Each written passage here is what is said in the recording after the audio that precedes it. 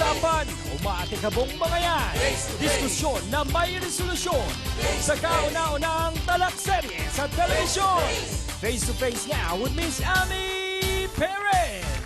Hello mga sausawero at sausawera! Handa na po ba tayo sa talakan? Sama kayo sa puti o sa pula? Sa Okrayan, ready na rin ba? Kayo Hans, ready na ba kayo dyan sa puti? Ready na kami dito, Chang! Sausawa na! Saan tayo? Face to face na!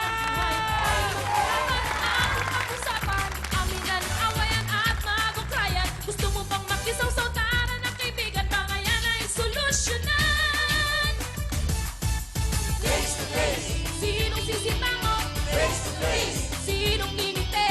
face to face, Ang mga problema face to face. Huwag mong talikuran. Harapin mo face to face. Hello and kamusta po sa lahat ng ating mga kapatid? Ano ba ang balita? Naku, ang dasal po namin. Sana po ay lagi kayong nasa magandang kalagayan at samahan niyo po kami sa loob ng isang oras para sa isa na naman pong isyong susubukan po nating bigyan ng kalutasan. At syempre, hangad po namin palagi dito sa Face to Face ay magkabati po at matuldukan na ang problema ang ating pong pag-uusapan ngayon. Kaya dyan lang kayo at kami na po ang bahala sa inyo. Pero bago ang lahat, nais lang natin batiin ang ating mga sausaweros mula sa Salinas, Rosario, Cavite, si Mr. Joel Torre. Ay, kapangalan. Pero hello na rin sa totoong Joel Torre. At hello na rin kay Toti and Ollie and Mario and Edward. Ang mga Facebook sausaweros natin na sina Ivan Garcia, Lorena Loren, Mona Lisa Ibarientos, kay JB Lasig, Janice Samiano, Geraldine Mortel, at sa mga sausawero aba, all the way dyan sa San Agustin, Romblon, kamusta po kayo?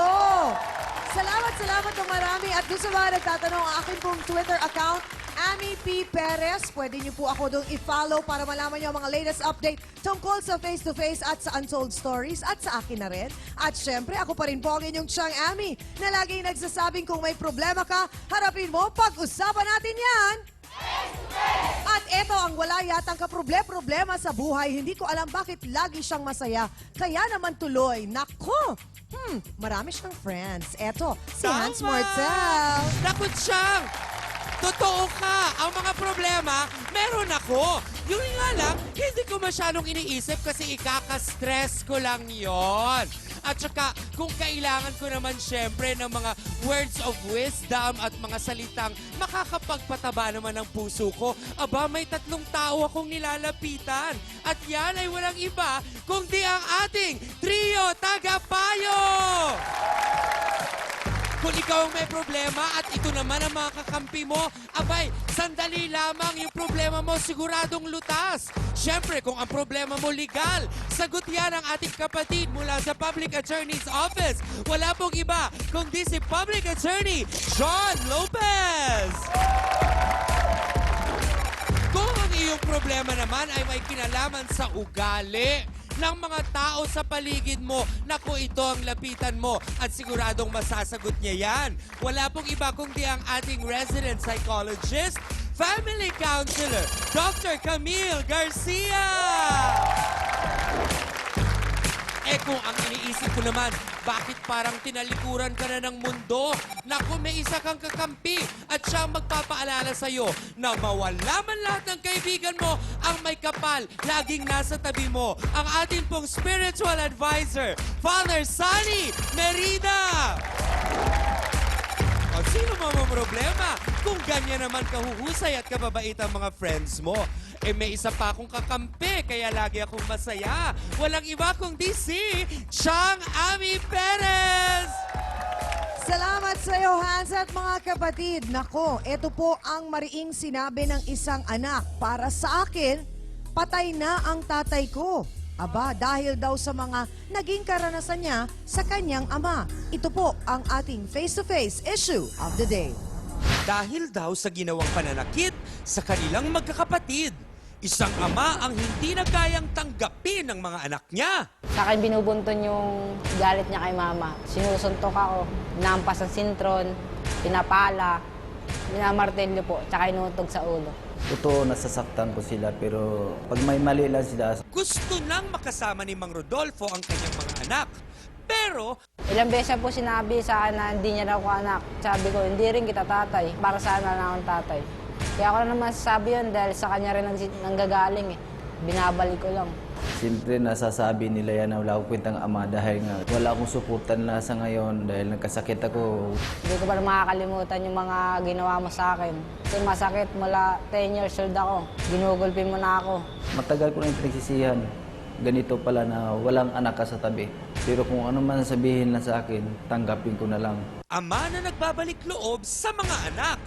Ito ang isyong pag-uusapan ng puso sa puso at face to face. Mga kasawsawan, tawagin na po natin kaagad ang taong nagrereklamo laban po sa kanyang sariling ama at nagsabing para daw po sa kanya ay patay na ito. Narito po si Raymart de la Cruz. Pasok! Face to face. Face to face. Face to face. Raymart, mabigat ang mga binitawang mong salita. Bakit mo naman nasabi yun? Kasi po siya ganun po nagsisimula na na sabi niya di niya daw ako anak. Kasi babagin niya na po sa mama ko, buntis na raw. Kaya nasabi ko lang na hindi ko siya tatay para sa akin na lang ng tatay. Ilan ba kayong magkakapatid? 5 po. 5. Ikaw ay pang ilan? Panganay po. Panganay ka? Opo. Ilang taong ka na? 20 po. Napakabata mo pa. Kailan sila naghiwalay ng mama mo? 15 anyos po ako nun. Nung 15 anyos ka pa lang. Bakit sila naghiwalay? Dahil po Alam mo sa- kung anong dahilan? Na cellphone po. Ha? Cellphone. Sa cellphone? Kaninong cellphone? Papa ko bumili ng cellphone, tapos binirigalo niya kay mama. O tapos, Doon na po nagsimula sa text-text. anong paliwanag ng mama mo dun sa mga paratang na yun ng tatay mo? Kaibigan lang, ang sabi ng mama ko, kaibigan lang naman, wala naman namamagitan sa kanyang dalawa. Magkasama pa ba sila ngayon? O Hindi. talagang tuluyan ang naghiwalay na Tuloy dahil na- lang dun sa insidente na yun ng cellphone? Tuloy na po naghiwalay. Sino ang nakipaghiwalay? Si Alam mo mama ba? po. Mama ko po. Mama mo. Kasi pambubugbog din ni Papa. Hindi na matiis ni Mama yung pambubugbog ni Papa. Sino sa inyong magkakapatid ang pinagawa ng sulat ng tatay mo? Ako po. At sinabing patay na ang nanay ninyo at humingi kayo ng abuloy dun sa lugar ninyo? Ako po. Ako pinagawa. Kasi kung di ako gagawa, ahampasin po ako ng martilyo. Katabi niya martilyo eh. Nakahingi ka ng abuloy. Hindi po ako humingi yung kapatid ko pong bunso. Inutusan niya. Pag lang makuha, gugulpin, bubugbugin, susuntukin. Minsan makadampot siya ng anong bagay, nahampas niya na lang. Katulad ng itak, martilyo. Itak? Opo. Kapatid ko ngayon, nampas niya ng martilyo sa ulo eh. Ilang taon yung kapatid mong hinampas ng martilyo? Ano po, 8 taon pa lang po yun eh. Hindi Pero ko siya Raymart, tatay. gaano rin katotoo na yung isang kapatid ninyo ay pinasok daw na kasambahay? Ng papa mo ba o ng mama mo? Sino Papa ko po. nagpasok? Papa mo. Opo. 14 anos pinasok niya. Ginawa niya 17 para makapasok ng katulong. Kinukuha ang kita ng tatay mo.